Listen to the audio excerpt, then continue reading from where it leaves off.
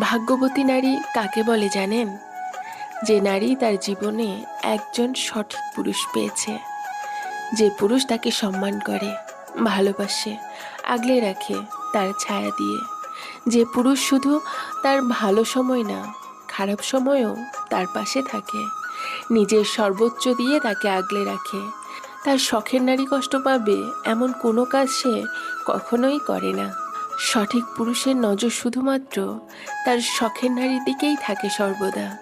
হাজারো সুন্দরীকে ইগনোর করে শুধুমাত্র একজনেই আসক্ত থাকে।